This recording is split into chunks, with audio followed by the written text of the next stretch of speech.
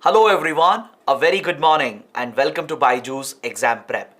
Welcome to the daily Hindu News Analysis. Now before we begin our discussion, we have an announcement. As you can see in the ticker that's running below, we have a free trial access campaign going on for our courses on the BYJU'S Exam Prep app. Essentially, you will be able to access all our live classes and recorded lectures completely free for 3 days. And all you have to do is click on the link that has been provided in the pinned comment. So with this, let's begin with the discussion of today's The Hindu newspaper by first looking at the topics we are going to discuss. I have chosen 9 important articles from the Delhi edition, and we have 2 articles for a detailed discussion. We have a very big development coming from the Indian Parliament, and we're also picking up a topic from disaster management. These 2 topics will be covered comprehensively, largely from a mains point of view, and we have several small articles that are more relevant for the prelims exam. So let's cover these topics one by one. But before we begin, why don't you press the like button, share these videos with other aspirants, and do subscribe to our channel. And also head to the Telegram channel because we'll have a quiz on these topics after the session, which will help you revise these articles. So let's begin with the discussion by looking at this article from page number 1, which deals with Indian polity. As you know, the monsoon session of the Indian Parliament was going on. It has just concluded. And right at the end of the monsoon session, there has been a very big development. I can't stress how important this development is. Yesterday, Union Home Minister Amit Shah has tabled 3 new bills to completely reform and overhaul India's criminal justice system. Now, this has been a long-standing demand. Since the last 160 years, we have been governed by British-era criminal laws, and because of the issues associated with these criminal laws, there has been a long-standing demand to reform the criminal justice system in the country. So the government of India has introduced 3 new bills to replace these British-era colonial laws that defined our criminal justice system. The laws which will be replaced includes the Indian Penal Code or IPC, which was brought out in 1860 under the colonial government. This outdated British-era law will be replaced with the Bharatiya Nyaya Samhita. Then we have the CRPC, the Criminal Procedure Code of 1898. So even this is more than a century old. This law will be replaced with Bharatiya Nagrik Suraksha Sanhita. And then you have the Indian Evidence Act dating back to 1872, which is being sought to be replaced by the Bharatiya Sakshya Sanhita. So these are the 3 new bills that were introduced by Union Home Minister Amit Shah in the Lok Sabha. And the government has said that these new legislations, they will not just replace British-era laws and remove the colonial hangover, but it will also provide for a transformative change in our criminal landscape. The government has said the focus is on providing justice to the victims, delivering quick justice and the right punishment for the victims, for the accused, as compared to focusing just on punishment and punitive justice. See, under the British-era colonial laws, the focus of criminal justice system was largely based on punitive justice. That is, just focused on excessive punishment to the accused. There was no victim-centric approach. There was no focus on human rights, no focus on sensitizing the police, no focus on increasing the effectiveness of police investigation. So all these changes are likely to be brought out through these new laws in order to improve the delivery of justice and protect the victims and provide for a sensitized police in the country, to improve police investigation and ensure that the accused get the right kind of punishment which helps in reformative justice instead of focusing on punitive justice.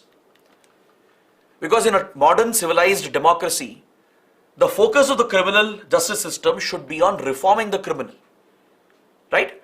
The focus should not just be on delivering strict punishments.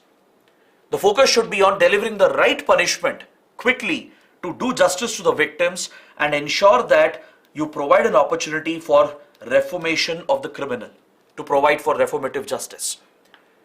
This is what the government has said. The government has said the entire focus is to remove the colonial hangover, to do away with these outdated laws and provide for a transformative change in our criminal justice landscape, to prioritize the delivery of justice over punishment. Now, let's examine this topic in slight detail. Let's talk about the history of the criminal justice system. Let's look at the prevailing laws and the issues associated with them. And then it becomes easier to understand the need for reforms. It becomes easier for you to understand why this proposed change is such a big development. See, from 1860 till now, criminal justice in India has been governed by these British era laws that we just mentioned. The Indian Penal Code or IPC, the Criminal Procedure Code, the CRPC, and the Indian Evidence Act. These laws are completely outdated and they are not suited in the modern context. Of course, we have amended the laws post-independence. After independence, IPC, CRPC, Indian Evidence Act, they have been amended several times to account for modern crimes, to account for changes happening in the society, in the economy, etc. But still, the very spirit of these laws, the core philosophy behind these laws, they are rooted in colonial thinking. If you look at the history of these three laws, it goes back to the Macaulay Code. Lord Macaulay is considered as the chief architect of these three criminal laws in India. So you can imagine in what context these laws were brought out. When these laws were conceptualized by Lord Macaulay, the focus was on repressing Indians. The focus of the British government was to stifle dissent, to snatch fundamental democratic rights and oppress the Indian people in order to serve the interests of the crown. These laws were never meant for a democratic country. It was never meant for serving the citizens. Rather, it was meant to serve the interests of the colonial power. So as a result, these laws were designed to favor the police. It was designed to give excessive powers to the police so that the British colonial government can use force to curb India's freedom struggle, to curb dissent, to curb any mobilization of forces that was trying to push the colonial government out. So the focus of these laws were designed to curb basic rights like free speech. The focus was never to be victim friendly. The focus was never to deliver the right kind of punishment or to increase the effectiveness of police investigation. The entire focus of these laws was primarily focused on giving excessive powers to the police force, which the colonial government could exploit to oppress Indians. So post-independence, we continued these laws due to the lack of an alternative, and it has never been replaced since then. Of course, the laws have been amended, as I told you, but amendments are not enough to change the very spirit of the law. This is one of the biggest drawbacks. That's why many legal experts, they agree that these existing criminal laws are outdated. They are not suited for a modern civilized democracy. The other problem with these laws is that they are highly ineffective. They have been ineffective in tackling crime, in maintaining public order. There are several provisions where the police are given tremendous powers when it comes to arrest, search and seizure, and even when it comes to filing a charge sheet, or even when it comes to holding the accused in custody for prolonged periods. So police are given extraordinary powers under these laws, which is often misused, leading to violation of human rights, violation of fundamental rights. It has led to the harassment of common people by the police, which works in nexus with the ruling parties. In fact, many experts agree that these outdated British era criminal laws, they have enabled the politicization of our police forces. In fact, as part of the discussion on police reforms in India, one of the biggest recommendations was to remove these colonial era criminal laws and replace them with modern criminal justice system. Instead of protecting the innocents and the victims and punishing the guilty, these laws in a way enabled the nexus between politicians and police officers, and it would eventually lead to the harassment of the people when victims would wait for prolonged periods for justice. The laws have been considered highly ineffective, conviction rates are extremely low, whereas custodial torture, custodial deaths have been frequently reported without any accountability on the part of the police. Essentially, it has enabled police excesses. Along with that, we have seen under the criminal justice system that is prevalent currently, the number of pending cases is extraordinarily high, which has created a massive backlog and a huge burden on the judiciary. And also it has created a very high under-trial population in our jails, in our prisons. According to data from the Economic Survey, there are more than 3.5 crore criminal cases pending in the country.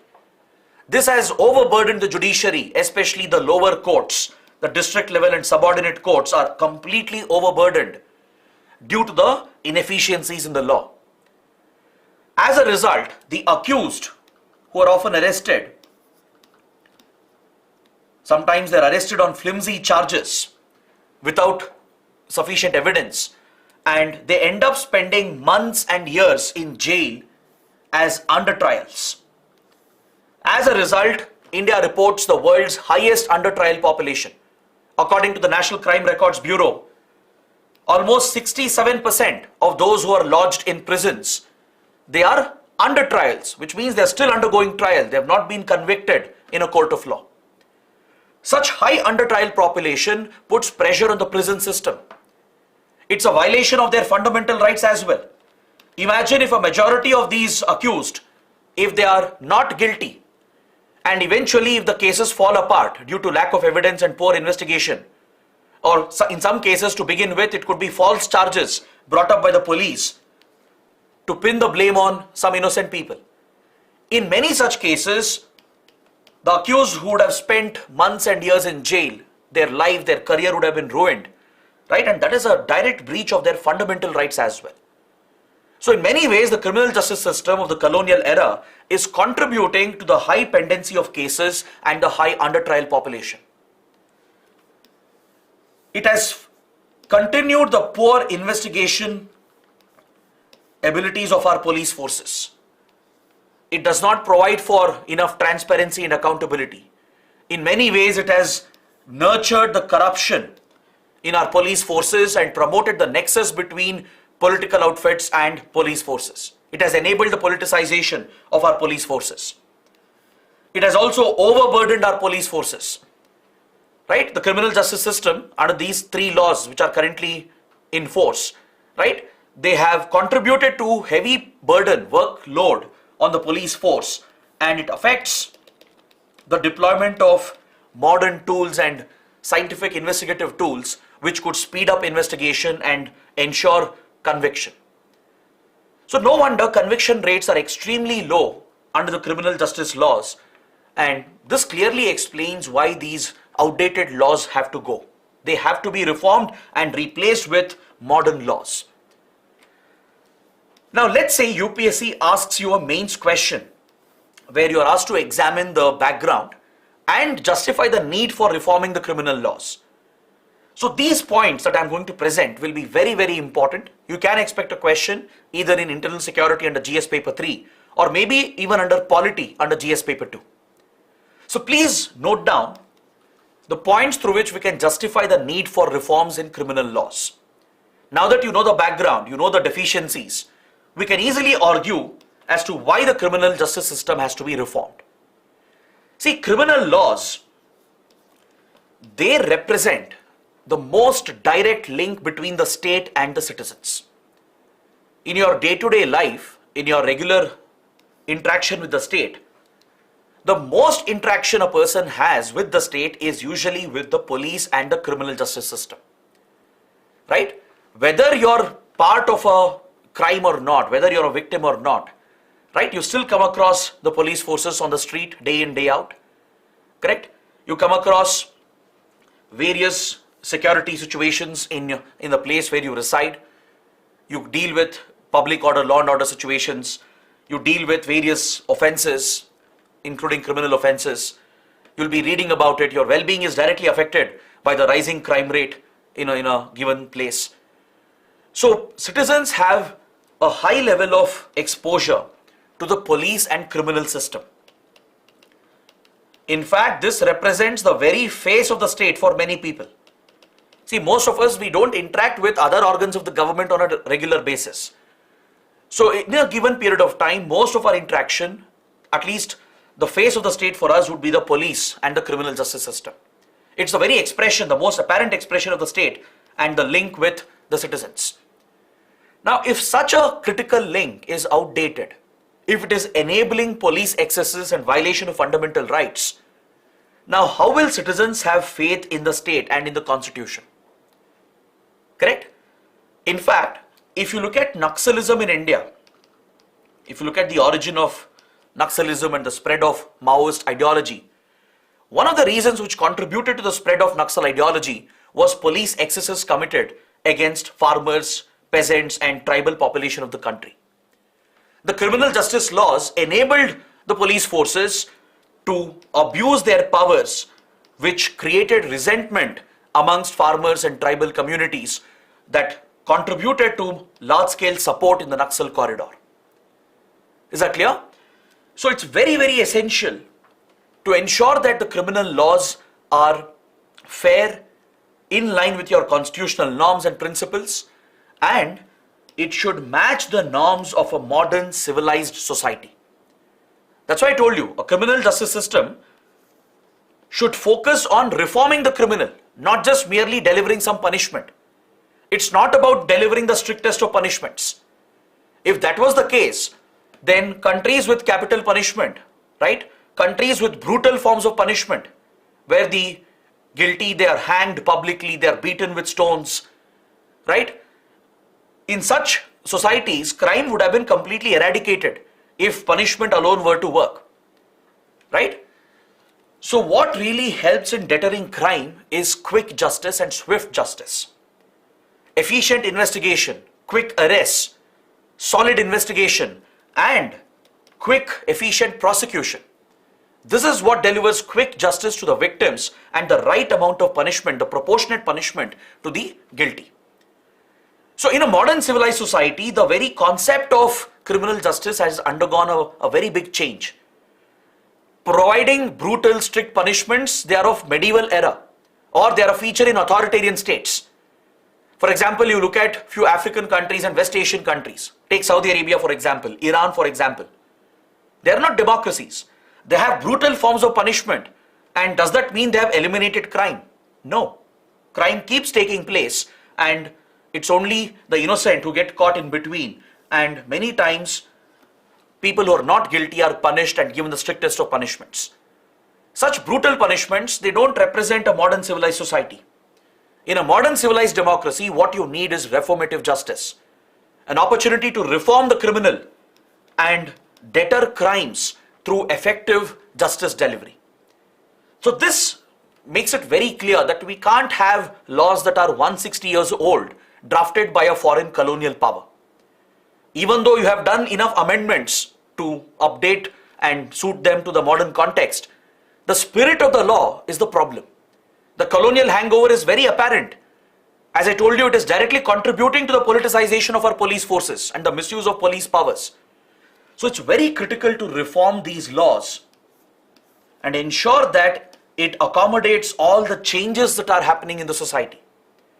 Now, do you really think IPC, which was brought out in 1860, or Indian Evidence Act brought out in 1800s, will it account for modern economic crimes? Will it account for cyber crimes? Does it have enough focus on women's safety? All these modern crimes which are coming up, which are connected with changes in technology, changes in the economy, they are not accounted for. What we have done, we have accounted for them by amending those laws.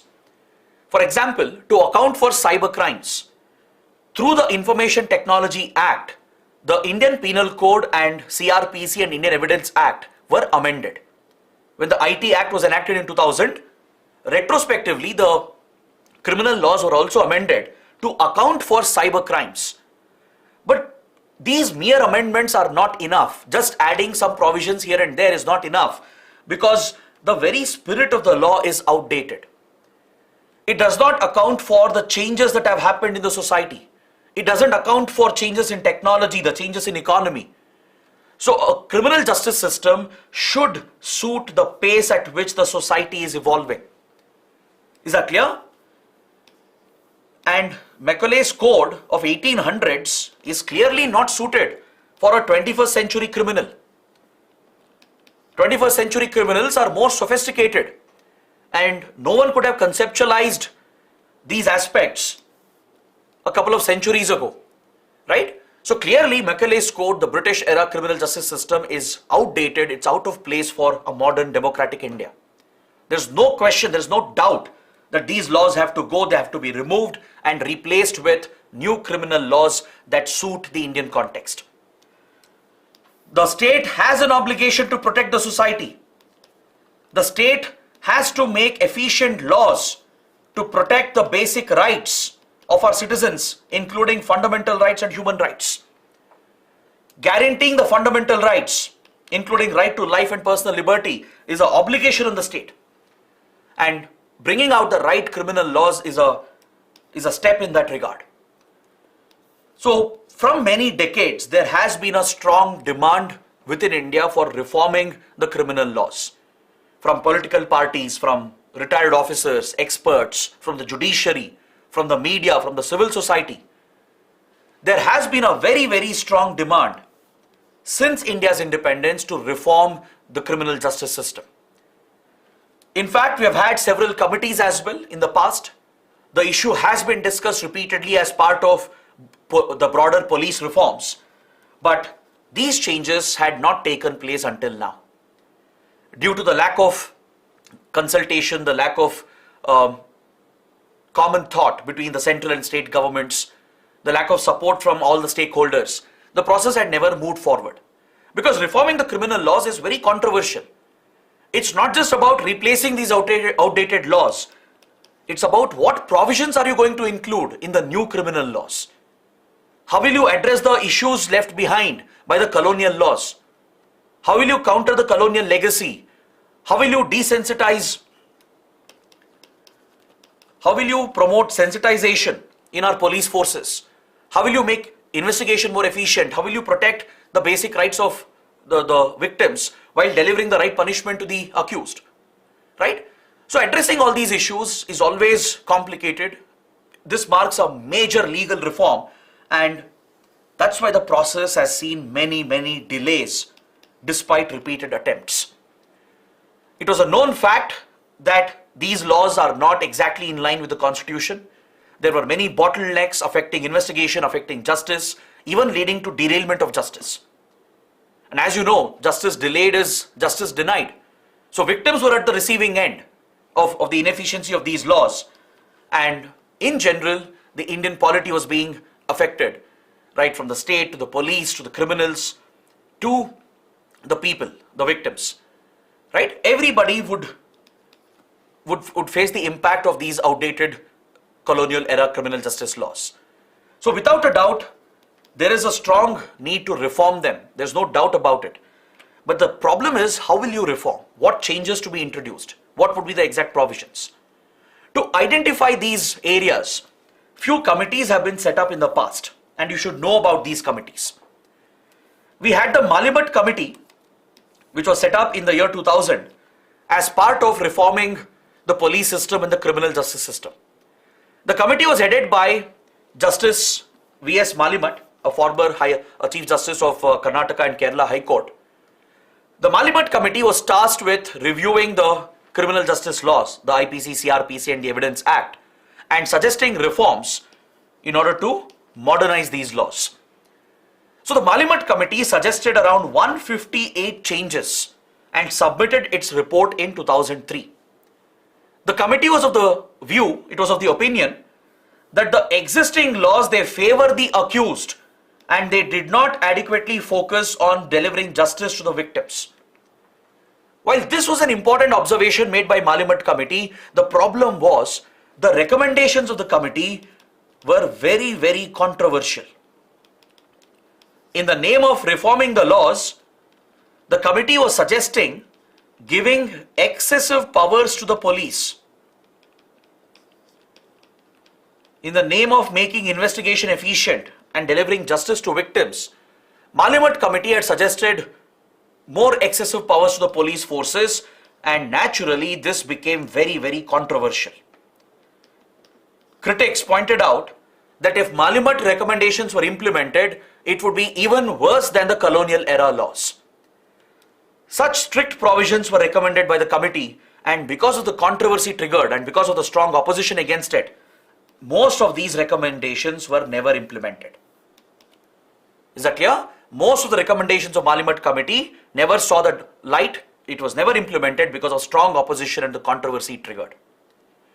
Then in 2007, the Madhav Menon Committee, which was set up by the Home Ministry to review the criminal justice system, submitted its report and suggested a national policy paper on criminal justice system. It reviewed the criminal laws and came out with a new framework, but even these recommendations were not implemented due to the lack of consensus between political parties and the central and state governments. Then recently, in 2020, the Home Ministry appointed the Ranbir Singh Committee, or the Committee for Reforms in Criminal Laws, and it appears that the recommendations of these committee might have been accepted in the new bills that the government has tabled. Of course, we don't have clarity here because the committee report was never placed in the public domain. It was never made public, and the government hasn't told as of now whether the three new bills that have been tabled yesterday in the Lok Sabha, are they inspired by the Ranbir Singh Committee recommendations. The government might have consulted, taken some recommendations on board, but there is no clarity, there is no official confirmation regarding to what extent Ranbir Singh Committee has influenced the three new bills that the government has drafted and tabled in the parliament. So this essentially covers the entire background to the topic. Now let's quickly go through some of the proposed reforms in the three new bills. See, of course, it is impossible to cover all the changes in one session. It is such a big topic, it is such a big development, right? You can't cover all the changes being proposed in one single session. Of course, there will be plenty of articles in the coming days. We will keep conducting a thorough analysis of the three new bills. Right now, let's take a brief look at some of the important reforms that have been suggested. I'll take you through some of the provisions, explaining why it is important and stressing on the changes that are being brought about. See, under the Bharatiya Nyaya Samhita bill that has been proposed to replace the IPC, the Indian Penal Code, capital punishment for mob lynching has been provided as the maximum sentence. Is that clear? Mob lynching, even though few states brought out their own laws to deal with mob lynching, from the central government there was no legal provision that was brought out to deal with mob lynching incidents. Especially in the last few years, there have been repeated mob lynching incidents where vigilante groups, crowds and mobs, they take law into their own hand and lynch the targeted person by taking matters into their own hand, and eventually it leads to the very death of the person who has been beaten up. Right? Whether he's innocent or guilty doesn't matter. Right? Even if he's a terrorist, mobs have no right to lynch a person and kill that person. Right? There is a legal system in place to punish the guilty. Right? There is no excuse, no reason under any circumstances for citizens to take law into their own hand. Mob lynching incidents like these have gone up, involving a communal angle or an ethnic angle or linguistic angles.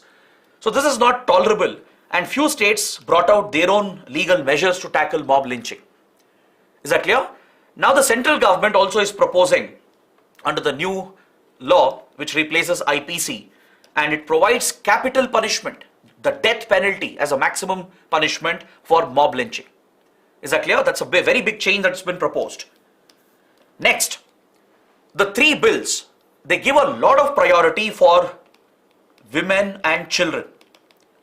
This is a point that was stressed by the Home Minister as well with regard to women's safety, women's security, dealing with crimes like rape, molestation, etc. There is a lot of focus on these issues. In fact, an entire chapter has been dedicated under the IPC for women and children safety issues. So one of the provisions suggested is a 10-year jail for a man who has sexual intercourse with women on false promises of marriage and deception. That is, if a man were to deceive a woman into having sexual intercourse by giving fake identities, by duping them in the name of marriage, by promising marriage in future and by duping them, then such persons would be punished with a maximum of 10-year jail term. Is that clear? See, of course, we are not saying whether these provisions are right or wrong. We are not getting into the debate. That will come later. But please be aware that these are the proposed changes by the government. Next, one of the biggest changes. The government is claiming that sedition law is being removed. I'm sure many of you would have heard about sedition law, a very controversial law, which was covered under section 124A of the Indian Penal Code. Sedition was essentially a colonial term that was introduced. It dealt with any disaffection against the state. If a person were to express any kind of disaffection or hate against the state through speech, through writing, right, those people would be branded as seditious elements who are threatening the unity, integrity and sovereignty of the nation, right? And even any criticism against the government would be branded as sedition against the state, against the country itself, and they would be delivered strict punishments. This law was very controversial because quite often the sedition law was misused by governments, by ruling parties to target dissent, to target their critics and the opposition. So most of the times protesters, social activists, students, right, opposition leaders, they would be arrested under seditious provisions, and it was a direct assault on right to free speech and expression. It was seen as a direct assault on the fundamental rights. So there has been a long-standing demand to repeal the sedition law. In fact, most of the modern democracies don't have sedition law in place.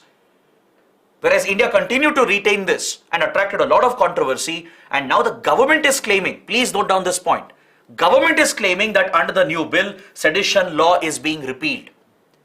I'll tell you the reality later when we come to the last part, when we discuss the criticism. There I'll mention what the government has really done. But as of now, the government is claiming that sedition law is being repealed. Next, the bill also defines for the first time major security related offences such as terrorism, organized crime, separatism, armed rebellion and any challenge to the sovereignty of the nation. These provisions were never defined under the IPC before. As far as terrorism is concerned, terrorism was covered under the UAPA, Unlawful Activities Prevention Act, which is the primary anti-terror law in the country. These provisions will remain unchanged. These provisions related to terrorism under UAPA will remain unchanged. That will not be touched. We have other laws as well at the state level, like Makoka, for example, at the Maharashtra state level, which deals with organized crime.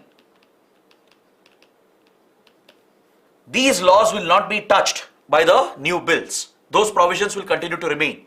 However, within the new laws, terrorism, organized crime, separatism, armed rebellion, and any direct threat to the sovereignty of the nation, they are being defined separately and being classified as criminal offences with strict punishment.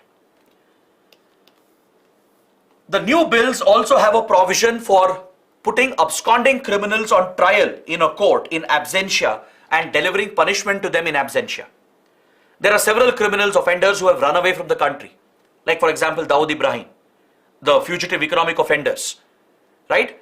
There are many terrorists, criminals wanted by India who are hiding abroad. We are not able to arrest and bring them back due to foreign jurisdictional issues. So such absconding criminals can be put on trial in absentia in a court and delivered punishment. Alright, so this provision also has been proposed. Next, coming back to the focus on women, safety and security.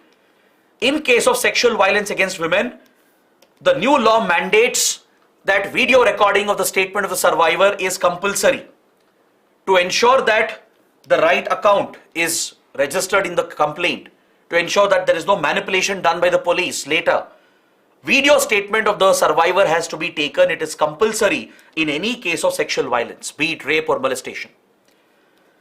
With regard to police and their responsibilities in investigation, the new bill proposes that the police have to inform about the status of a complaint in 90 days.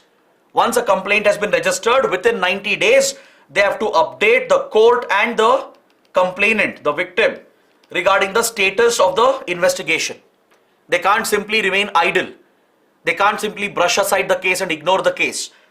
Within 90 days, they have to give an update on the status of the complaint and the investigation. In a case that is punishable with more than 7 years of jail, if such a case has to be withdrawn by the police due to lack of evidence, then before withdrawing, the police should mandatorily consult the victim. This again ensures that the police don't withdraw the case under pressure to favor the accused. Is that clear? In cases where punishment is 7 years and more, if such a case has to be withdrawn, police have to consult the victim first. For the first time, community service is being introduced in India for specific crimes. The concept of community service is largely a feature of Western criminal justice system. In US and European countries, you have a provision of community service where for minor criminal offenses or even minor civic offenses, the punishment given is actually community service, where the person who has been held guilty, they're not put in jail, rather they're asked to serve the community in order to repent the crime that they have committed, the violation of law that they have committed, and this gives an opportunity to them to reform themselves. They're asked to help orphan children or old age people.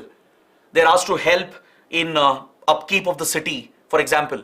So some community service will be assigned by the court to give an opportunity for the guilty to repent and reform, and that is the core of a reformative justice system. Alright, so community service is being introduced for few minor crimes. Then with regard to filing a charge sheet and holding the accused in custody, the maximum time given is 180 days. This is very, very clearly mentioned that within 180 days, charge sheet has to be filed. The investigation has to be closed, charge sheet has to be filed, pushing the case towards prosecution. So initially 90 days custody will be available. 90 days time will be given for filing the charge sheet, that is 3 months of time. And if required, if additional time is needed for investigation, police will have to approach the court for an extension. They have to seek court's approval for extension of the period for another 90 days. So in total, police will get a maximum of 180 days for filing a charge sheet. Is that clear? When it comes to the custody of the accused, the prevailing constitutional provisions will apply. Under the Indian Constitution, there are very clear-cut provisions. Even with regard to our legal provisions, we have enough safeguards to protect the accused from being unnecessarily thrown into custody for prolonged periods. Without magisterial approvals and extensions, the accused cannot be held in custody beyond a given time frame. So these limits are being placed to check the excessive powers of the police and to prevent the excesses committed by the police forces. Next, when cases are filed against government officials, if a complaint is registered against a civil servant, against an IAS officer or against a police officer, then if the complaint has to be registered, then the government has to give approval in the first place. That is the current norm. Right now, a time limit is being placed, a time limit of 120 days within which the government has to decide on the prosecution of government officials. When complaints are filed against government officials, investigation has happened, charge sheet is filed, but for prosecution to happen, the government has to grant approval. Right now, there is no time limit. So what governments do, they try to brush aside the case by delaying the approval for prosecution. They try to protect these officials. So going forward, there will be a strict time limit of 120 days. And if they don't grant permission for prosecution, if they don't decide on this within this time frame, it will be deemed that the government has permitted the prosecution of these government officials. Is that clear? Next, few other minor changes. For example, it's mandatory for the police to carry out video recording of any search and seizure operation. When they're searching for evidence, seizing evidence, right? They have to document this on video to ensure there is no manipulation, to ensure that false evidence is not being planted. Forensic collection of evidence is compulsory in all crimes where punishment is more than 7 years. Forensic science, modern investigative tools have to be deployed with the police. It's mandatory, or else the court will dismiss those cases. Police officer will be designated in each police station who will certify to the relatives of the accused regarding the well-being of the accused in police custody. It means in every police station, one police officer will be designated mandatorily who will contact the relatives of the accused, who will stay in touch with them and keep updating them, informing them regarding the well-being of the accused who has been arrested. This will help in tackling custodial torture, custodial deaths. It will help in preventing police excesses.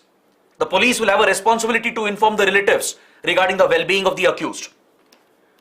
Death sentence can be remitted only to a life sentence. It can't be pardoned.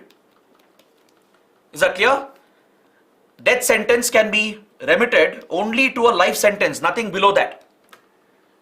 See, pardoning powers under the Constitution, right, which is given to the President of India, that stands on its own. The pardoning powers with the President, that's a constitutional power given to the President. Even the governor has similar powers with regard to pardon, remission, etc. But as far as reducing the sentence is concerned, that is remission. As far as remittance is concerned, death sentence can be reduced to a maximum of life sentence, nothing below that. Life sentence can be remitted only up to 7 years, which means the person has to serve 7 years in jail. And if 7 years punishment has been delivered, then the waiver can be up to only 3 years. So the remission given to the guilty is being reduced because in many cases, under political pressure, governments have remitted sentences, reduce the sentences and even release them from custody. So to prevent such unfair remissions, which is a derailment of justice, a clear guideline is being provided as far as remission is concerned. It also enables the provision of zero FIR. Zero FIR is a trending concept, especially because of the recent violence in Manipur. Zero FIR is a feature where citizens can register complaints at any police station, irrespective of the jurisdiction of the case, irrespective of where the police station is located and where the crime happened. The victims can register complaints at any police station under this provision known as zero FIR. Until now, it was an informal provision. Now the government is making it a formal legal provision through the proposed changes. So these are the big reforms being proposed by the government, and the bills have been pushed to a standing committee of the parliament for a thorough review in order to suggest any amendments or changes that might be necessary. Is that clear? So before the next session comes up, the bill has been pushed into a thorough review, which will be taken up by the Parliamentary Standing Committee on Home Affairs. Now coming to the last part of my discussion.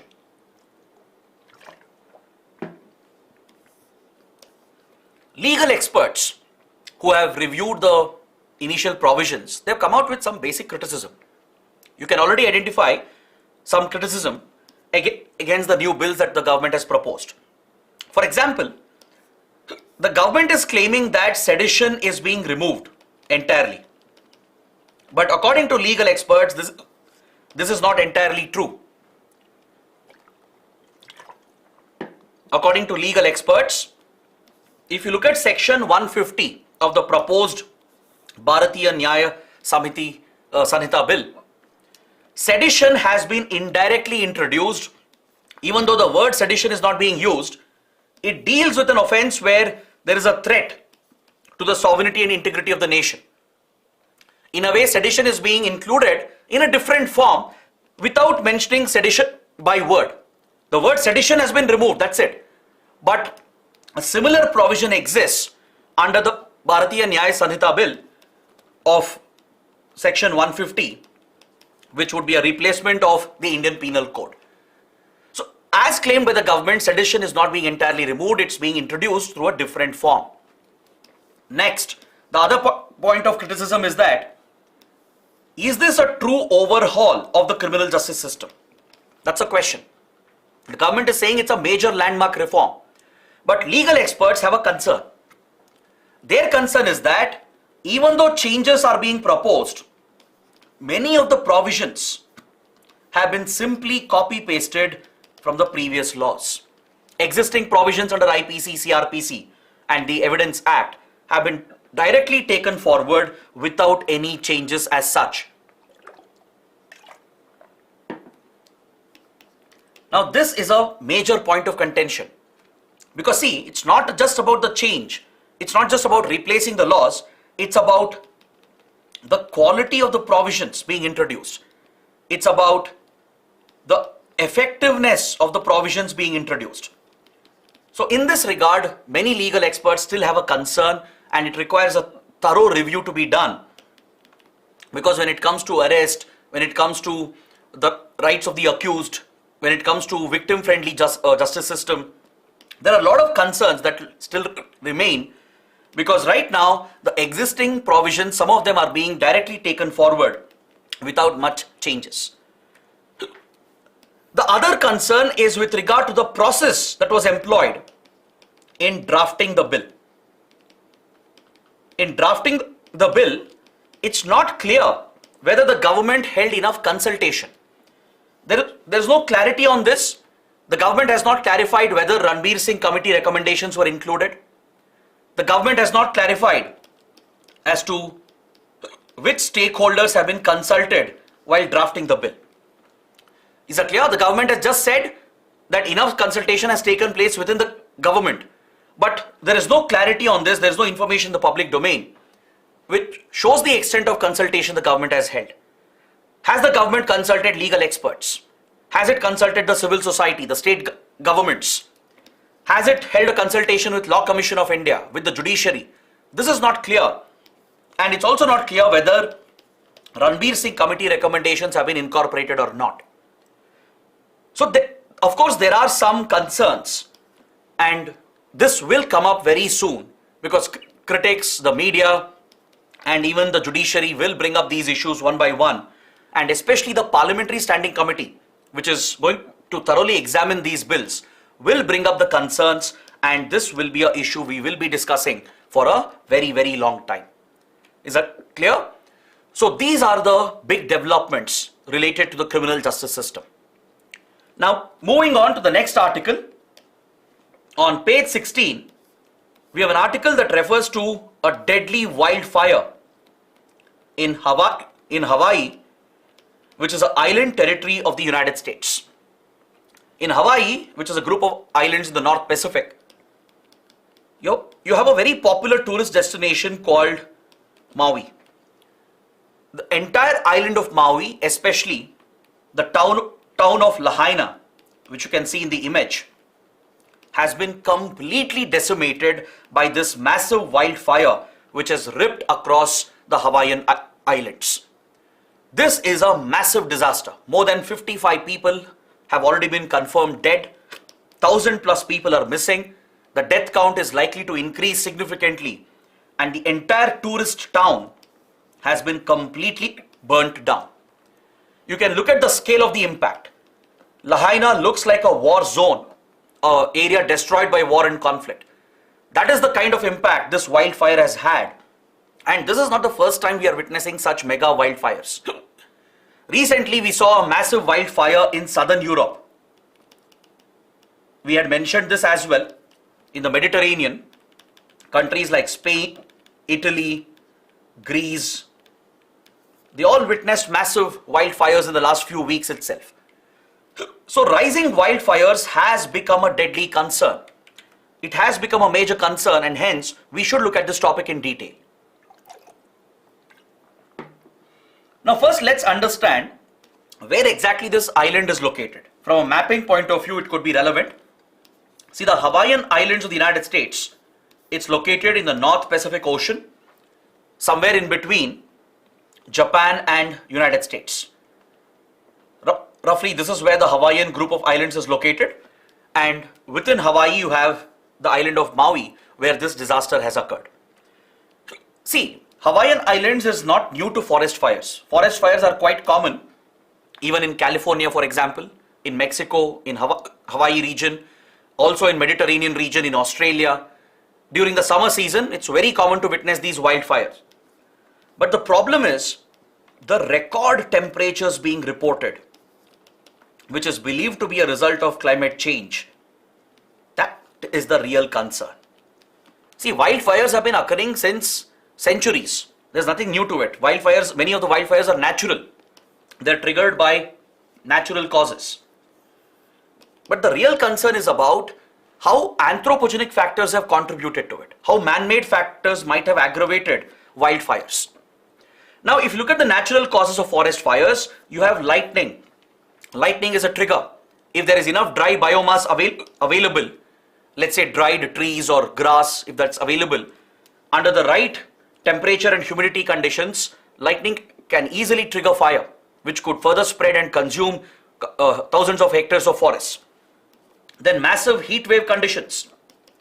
If heat waves persistently remain for a few days, the high temperature, low humidity level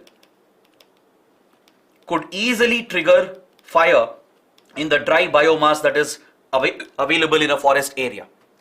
Then even volcanoes that spew out hot lava, right? They can set fire to the forests. And the entry of invasive alien species, that is non-native species, they can destroy ecosystems, reduce the inherent resilience of an ecosystem, and it could make it vulnerable to the impact of forest fire. Is that clear? Non-native species or alien species which are invasive, they don't directly contribute to a forest fire. They don't directly set fire. But since they have taken over the ecosystem, they're dominating over the native species of plants and animals, they would have weakened the ecosystem and its natural resilience. And that makes the ecosystem vulnerable to forest fires. So all these are natural factors. So along with these natural factors, there are many anthropogenic causes, man-made factors, which have contributed to the scale and intensity of these wildfires. We have man-made factors such as shifting cultivation or agriculture. You would have heard about jhum cultivation or slash and burn cultivation, where farmers clear the agricultural land by setting fire to the forest areas, and they keep shifting the farming land. So that deliberate setting of fire could easily spread to the forests, causing a massive wildfire. Then burning down the forest for industrial purposes or for collecting forest produce. Tribal communities are known to collect forest produce, and sometimes they do set fire to the forests.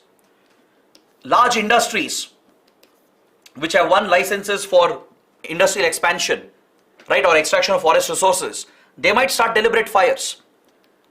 Then farmers also carry out stubble burning. They set fire to the crop stubble, which could easily spread out and affect the nearby forests.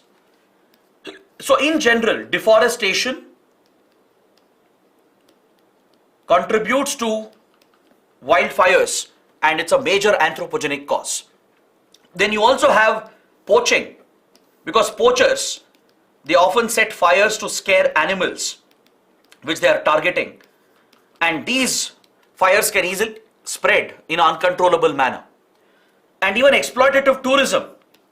Many times wildfires are triggered by negligent tourists who have carelessly disposed a cigarette which has not been stubbed, or those who have forgotten to extinguish a campfire that they had put during their trip, during their vacation, right? So such irresponsible tourists or locals who are not responsible about the fire that they are setting, this could go uncontrollably and spread into the forest and consume entire thousands of hectares of forest. So this remains a major concern around the world, and especially global warming and climate change is aggravating the risk and the threat. Now, if you look at this map here, it's the global fire map brought out by NASA. Through satellite data, we can estimate and track in real time the wildfires that occur around the world, particularly in the tropical subtropical belt. Look at the vulnerability of this region for wildfires. All the red dots, they indicate active wildfires, right? Look at the vulnerability of Southern Europe, parts of Africa, parts of United States and South America, including the vulnerability of the Amazon. Recently, in the Amazonian forest, there were massive wildfires which was triggered by heat wave and also because of industrial contractors who deliberately set fire to the forest in the Amazon, particularly in Brazil. In Southern Europe, Spain, Italy, Greece, Portugal, they've all seen deadly forest fires which has affected tourists and the locals. Then across Southeast Asia and South Asia, from India to Nepal to Myanmar to Indonesia, right? There are massive forest fires during the summer season. Even in Australia, just a few years back, a couple of years ago, Australia witnessed deadly forest fires which caused massive devastation to Australia's biodiversity, right? So it's very, very important to focus on these disasters because they are not just man-made disasters or not just natural disasters. In fact, it's a combination of the two. There are few natural factors like high temperatures during the summer season, easy availability of dry biomass, leaves and grass, which can easily catch fire, right? Lightning is a major contributor. So there are natural factors as well, but man-made factors have aggravated the risk. Anthropogenic causes, including global warming, has directly increased the risk, and that's one reason why we are witnessing more frequent forest fires around the world. India is also a big victim. India also has seen many deadly forest fires, and according to estimates, nearly 21.9% of our forest cover is vulnerable to forest fires.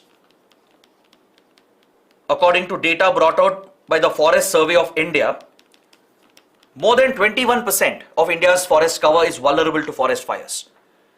In India, the region which witnesses the most number of forest fires is Northeast India. Please remember this. Northeast India witnesses the maximum number of forest fires, followed by Central India and parts of the Himalayan belt and parts of the Western and Eastern Ghats. These are the hazard-prone areas in India. These are the regions which are the most affected by wildfires every year during the summer season. Now, what can we do from a disaster management perspective? How can we approach wildfires and forest fires? The first step in disaster management is to focus on implementing the disaster management cycle. That is, you prioritize pre-disaster planning and preparedness, because many of the disasters can be prevented, or at least you can mitigate the impact of these forest fires and wildfires with adequate planning and preparedness. Next, during disaster, you provide immediate relief and you try to contain these wildfires. You try to extinguish them as soon as possible with the right methods and provide relief to the affected population. And post-disaster, you focus on recovery. You focus on rehabilitation of the affected people and reconstruct the damage that has been caused. Because these deadly forest fires can cause loss of life, as you saw in the recent incident in Maui. It can cause loss of property and infrastructure. In Hawaii, for example, in the Maui island, power and communication lines have been completely wiped out by the forest fire. Is that clear? It can destroy public infrastructure. 1,000+ houses have been burnt, right? So private property can also be destroyed, and it poses a huge threat to our environment, right? All the animals, birds, and all the species, even the flora, right? They all face the threat. They could be wiped out, causing tremendous biodiversity loss. So the best way to deal with wildfires is to first assess the risk. Analyze the risk in every region. Understand the hazard, understand the vulnerability. Create a hazard map and accordingly implement early warning systems. It is possible to give prior warnings of heat wave conditions. Today, satellites can track wildfires in real time. And by monitoring the wind conditions, you can predict in which direction the fire is going to spread. And accordingly, alerts can be given. Timely alerts can be given for evacuating the people. See, one reason why the Maui wildfire became so deadly is the high wind flow in the North Pacific. In fact, there was a hurricane nearby which created a pressure gradient that pushed very strong winds towards the Maui island, and as a result the winds easily carried the fire. Right? Fire grows very quickly when there is massive wind. Even before you realize, within minutes the fire can travel kilometers together. The embers, right, the burning embers, they can be carried, blown into the air, and that could get dispersed into urban locations and cities. And that is how houses and buildings can easily catch fire within minutes without any advance notice. So it's important to keep track of the wind currents and track heat wave conditions and track the wildfires in real time using satellite data. Then implement traditional measures like creating a forest fire line. This is a traditional way of targeting and containing forest fires. Generally in India, what the forest departments do is that they work with local communities, tribal communities and volunteers. They try to clear all the dry biomass before the summer season, and they even set a deliberate controlled fire to remove the dry biomass. This is a traditional technique of containing larger fires which are uncontrollable. Before the summer starts, officials can work with volunteers and local communities to clear all the grass and leaves and dry biomass which is collected. So essentially you're removing the fuel as much as possible. Then you set deliberate controlled fires to limit the further spread. You clear out the dry biomass and prevent large-scale forest fires from occurring. And also, the forest can be fragmented into fire lines. In a forested area, patches of land can be cleared of vegetation so that fire in one segment will not spread into another sector of the forest. These are traditional methods, but this requires awareness generation. Then, governments have to focus on zoning, land use planning, ensure that habitation, cities don't come up very close to forest fire zones. Forest fire prone zones have to be clearly marked, and we have to restrict human settlements and human activity. Protect your natural buffers, especially water bodies like lakes, rivers, wetlands. They will naturally moderate the spread of a forest fire. Strengthen the firefighting capabilities, including the use of helicopters and drones to drop water and fire retardants from above to quickly contain the spreading forest fire. And of course, in the long run, focus on tackling climate change and global warming. These are the basic measures that need to be taken to tackle such deadly wildfires which cause a huge impact, and we are seeing more and more such incidents happening in India and around the world. Is that clear? In India as well, Uttarakhand, then the Nilgiris ranges, northeast India, and in central forests of India, forest fires are very, very common, right? So to prevent these disasters, we have to implement these disaster management measures.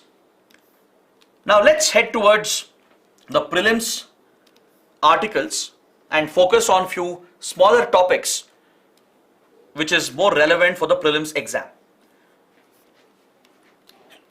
We have this article related to Luna 25 mission, which is a lunar mission of Russia. Russia has launched Luna 25 yesterday. Essentially, India, Russia are in race, are in competition to land on the moon. Just like India's lunar lander mission Chandrayaan 3, similarly the Russian mission Luna 25 also aims to enter the lunar orbit and deploy a lander in the south pole of the lunar surface, which India is also targeting.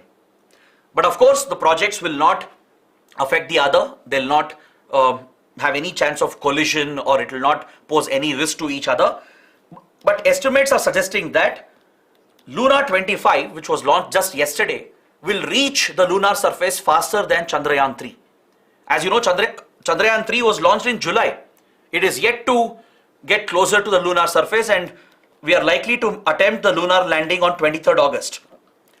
So 2 days before that, on 21st August, Russian space agency Roscosmos will land Luna 25 on the lunar surface in the South Pole to carry out exploration and research. Now the big question here is, how can Russia reach the lunar surface so quickly? It's just a matter of few days, just a matter of 1 week, 5 to 6 days. Whereas India took more than 1 month to even place the orbiter in lunar's orbit. So to understand why, what's the reason behind it, we have to look at the orbit, the trajectory that the mission has taken. In fact, it's not just Russia, even China, US, Japan, they all have the ability to reach the moon within 4 to 5 days. Whereas India will require at least around 40 days to reach lunar orbit. So why is this difference? The difference is all about the rocket that we have and the velocity that it can inject into the spacecraft. India doesn't have a powerful enough rocket to directly inject the spacecraft into the lunar trajectory injection orbit, into the LTI orbit, from where the spacecraft can be directly transferred from the Earth's orbit towards the lunar orbit. Now, if you look at, let's say, the Apollo missions of the US, through which astronauts were landed on the moon. If you look at China's Chang'e mission or Russia's missions towards the moon, right? They've all used a single injection. Because of the powerful rockets they have, once they launch and place them in an Earth orbit, immediately they'll fire the rockets to insert them into the lunar trajectory injection orbit, and within 4 to 5 days, the spacecraft will arrive at the lunar insertion orbit. So they will decelerate the spacecraft and quickly place it in the lunar orbit, and then they can even attempt a landing. They can finish all of this within a week. Whereas India is not able to do that because our trajectory is very, very different, since we don't have a powerful enough rocket. We have to rely on the slingshot method.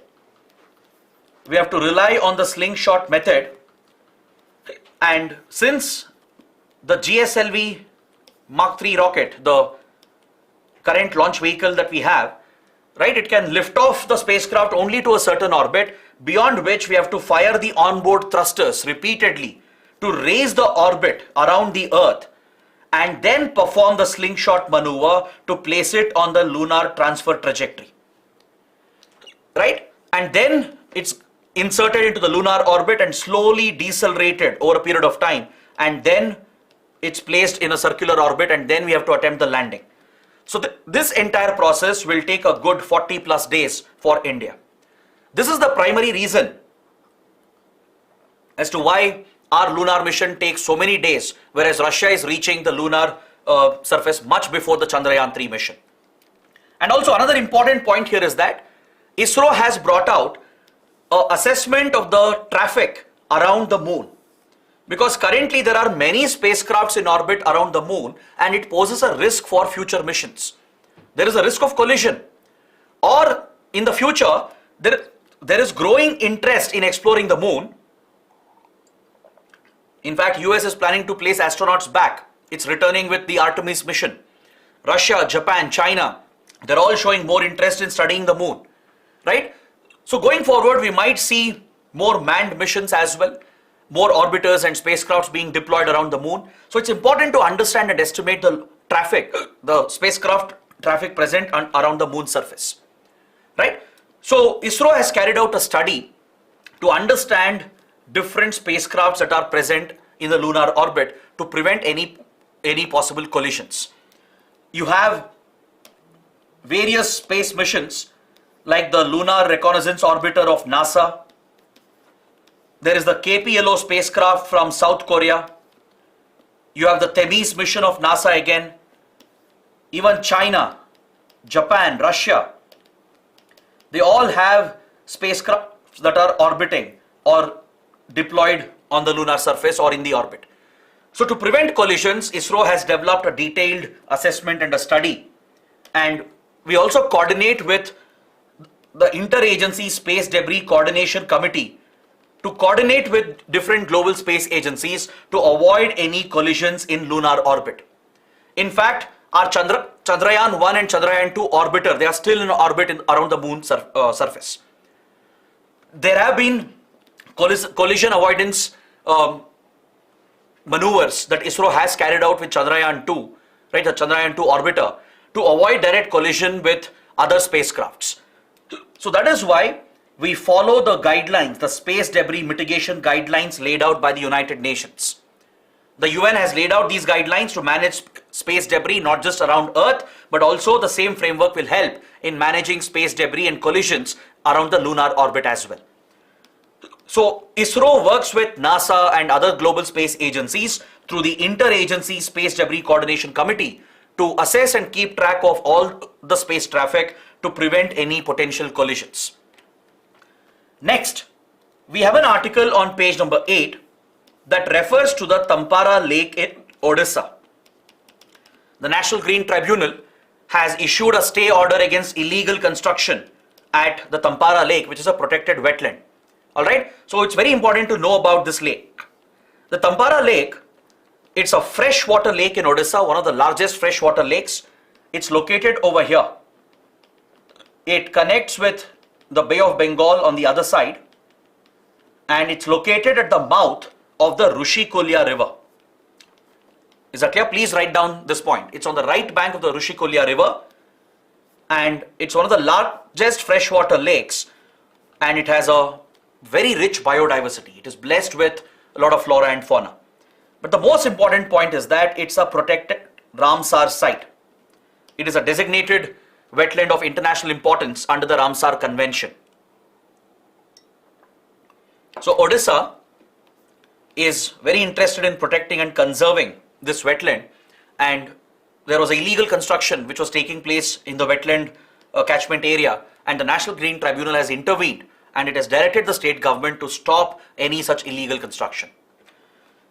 Now with regard to wetland conservation, we have a set of rules, the Wetland Conservation Management Rules of 2017, under which the responsibility has been placed with the state governments. State governments have the responsibility to conserve and manage wetlands, particularly Ramsar sites which are of international importance. It has established the State Wetland Authority. State wetland authorities have the primary responsibility to conserve and protect wetlands, and it is headed by the Environment Minister in that state, along with top government officials. So this authority comprises of government officials and experts along with the state environment minister, and it is their primary responsibility to prevent any encroachment, to prevent illegal construction, to conserve and protect the wetland and the species, and define the development and the utilization of the wetlands. Because wetlands, they serve a big economic purpose. They help the local communities, it helps in tourism, and it also serves a very big environmental purpose. It acts as a carbon sink. It helps in checking floods and tsunami, especially in a coastline area. It can act as a natural buffer against a tsunami or a cyclone or coastal flooding. So the responsibility to conserve and protect these wetlands has been vested with the State Wetland Authority headed by the Environment Minister. At the national level, National Wetland Committee is set up under the Secretary of the Ministry of Environment, Forest and Climate Change. It replaced the Central Wetlands Regulatory Authority, and this committee, which includes the Secretary of the Environment Ministry and other top officials and experts, guides the state wetland authorities in conserving and protecting the wetlands. Next, on page 14, we have a couple of articles referring to the Khalistan movement, which has been rearing its head again. We have seen many developments in the recent past where attempts have been made in India and abroad to try and revive the dormant Khalistan movement. In this regard, one particular terrorist outfit called KTF is in news, the Khalistan Tiger Force. The Khalistan Tiger Force is a notorious Khalistan terrorist organization that was established in the 1980s when Khalistan movement was at its peak. The KTF, along with other Khalistan groups like Babar Khalsa International, Khalistan Commando Force and Khalistan Zindabad Force, they pose the biggest threat to India's integrity and sovereignty, and they were responsible for many terrorist incidents in Punjab. This outfit, the KTF, is believed to have connections with Pakistan's ISI, where it is receiving covert support to wage this war against India. Now recently, the NIA, the National Investigation Agency, has arrested two top associates of Khalistan Tiger Force who were hiding in Philippines, in Manila. See, the Khalistan movement has a lot of global support within few radical sections of the diaspora. Amongst few sections of the Sikh diaspora, few members have been radicalized by the ideology of Khalistan, and there is strong support in US, in Canada, in European countries like Italy, UK, Germany, also in Australia, right? Even in Singapore, Thailand, Malaysia and Philippines. So over the years, within the diaspora community, some radical elements have spread the ideology and created a stronger support base. So two top terrorists of KTF have been arrested by NIA at the Delhi airport. It's basically a code, it's a reference to a covert operation. Most likely they would have been picked up by Indian intelligence agencies like RAW in coordination with the authorities in the other country, right? Since Philippines is a friendly country, it might most likely would have worked with India, coordinated with India. These terrorists would have been picked up there and they would have been brought to Delhi, and then the formal arrest has been made by NIA. So this represents India's continuing fight against Khalistan outfits, and you should know about Khalistan Tiger Force, just the name and the threat it poses to India. Recently, the chief of KTF, Hardeep Singh Nijjar, was assassinated in Canada by unidentified gunmen. Is that clear? In a major development, several top Khalistan terror leaders were assassinated in other parts of the world. Of course, there is no link with India. India has never confirmed any such links with these apparent assassinations. But these killings attracted a lot of media and global attention, right? So it shows that the KTF as a group is weakening and declining. All right? And along with this, the United Kingdom has set aside a dedicated fund to sponsor its efforts against Khalistan extremism. Since UK had become a major hub, right? Recently, the Indian High Commission was targeted by pro-Khalistan extremists. So India had expressed its displeasure, protested with the UK to ensure that UK protects the Indian mission abroad and takes sufficient measures to tackle the threat of Khalistan movement. So UK has allocated around 95,000 pounds to its security forces and agencies to give exclusive attention to tackling pro-Khalistan extremism. Next, on page 15 in the economy section, we have an article referring to IIP, Index of Industrial Production. According to the article, the Index of Industrial Production has declined, it has contracted, which indicates a slowdown in the Indian economy in the last few months. The data for the month of June is showing a contraction, particularly in consumer durables, which means there has been a reduction in demand. The demand for essential consumer durables has gone down in the month of June as compared to the previous year. And in 14 of the 23 manufacturing sectors, a contraction has been seen. Is that clear? In fact, the IIP index is a very important indicator regarding manufacturing and industrial activity in the Indian economy. This key index is brought out by the National Statistical Office, by the NSO. So please note down the key facts about the Index of Industrial Production. It's published by National Statistical Office of the Ministry of Statistics and Program Implementation. It keeps track of growth in key industrial manufacturing sectors like mining, electricity, and other use-based sectors like goods, capital goods, intermediate goods. It's a composite index that tracks performance across 8 core industries which have the maximum weightage. The core industries have a weightage of 40.27%, like coal, electricity, crude oil, cement, natural gas, steel, refinery, and fertilizers. These are the 8 core sectors, all right?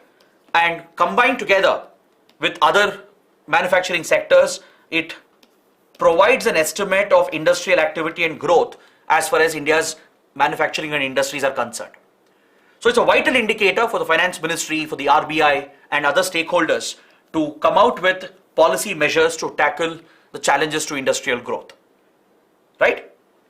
Next, on page 16, it has been reported that a Chinese military ship of the PLA Navy is docking at the Colombo port in Sri Lanka. Now see, this is not a new development. In the past as well, several Chinese military vessels have docked in Sri Lankan ports, which has been flagged as a threat by India. It marks the rising presence and influence of China in Indian Ocean. In fact, back in 2009, when Mahinda Rajapaksa was the president and when he had become pro-China and anti-India, Mahinda Rajapaksa had allowed a Chinese nuclear submarine to be docked at Colombo port. A nuclear powered submarine armed with nuclear missiles were allowed to dock as part of the relations between China and Sri Lanka. India had strongly protested against this back then. Just last year, there was a similar development where a Chinese spy vessel called Yongwang 5, which is a satellite tracking and missile tracking vessel, was deployed at Hambantota and Colombo port despite India's objections. India repeatedly objected to the entry of the Yongwang 5 into Sri Lankan waters, but still Sri Lanka and China went ahead and allowed the ship, the spy ship, to dock at Colombo and Hambantota. Now, it's been reported that another Chinese vessel, Haiyang 24 Hu, which is a major PLA military vessel, it's been allowed to dock at Colombo port as part of the close military relations between China and Sri Lanka. India has said it's aware of the development. We are tracking the vessel. We have kept the development in mind. And of course, India keeps urging Sri Lanka to not allow Chinese vessels so close to Indian waters, as India sees this as a strategic threat. Coming to the last article on page 16, the popular Forbes magazine and media outlet is supposed to be acquired by a consortium of companies. Forbes is a US-based media entity, a major media outlet, and it's proposed to be acquired by a consortium of companies which includes the Sun Group of Industries of India. The Sun Group, I'm sure you would be aware of it. It's a very popular media outlet in India, owned by the Maran family in Tamil Nadu, closely connected to the DMK and the political parties in Tamil Nadu. The Sun Group of Industries, they not just run TV channels and other media outlets in India. Sun Group also has other investments, which has become a concern for the US security agencies. American security agencies and the US government, which are tracking this acquisition of Forbes, they have flagged and raised a major concern about the involvement of India's Sun Group, because Sun Group has major investments in Russia. In Russia's Siberia region, in the Far East region of Russia, there are massive gold reserves present, and India's Sun Group is one of the big investors. And according to US intelligence agencies, the Sun Group founders have very close personal ties with Russian President Putin. Almost 70% of a gold mine in the Siberia region of Russia is owned by the Sun Group of Industries. And also apparently the Sun Group is very close to the Chinese Communist Party because of some investments in China as well. So these security concerns have been flagged by American intelligence agencies and security agencies because they see this as a threat. Potentially, they believe, since Forbes is a major media outlet influencing American people and their opinions, they are concerned about possible influence operations of Russia and China being directed through India's Sun Group, where the reporting in Forbes can change and create a favorable environment for Russia and China to destabilize the US. See, this has to do with information warfare and psychological warfare, where big powers often engage in such tactics by using media outlets, where they plant articles, plant fake news and misinformation to mislead the people. So US is deeply concerned about Forbes being acquired by a foreign entity which has close connections with Russia and China. Since it involves India's Sun Group, it's a key development you should take note of, and you should be aware that many big powers, they engage in such psychological warfare and information warfare strategies as part of their influence operations against each other. Is that clear? So this brings my discussion of today's newspaper to an end. Please take a look at the mains practice questions. please write an answer and post them in the answer writing portal, for which link is available in the description box. I hope you guys liked the session. Do let me know how it went, and we'll see you tomorrow. Till then, take care. Have a good day.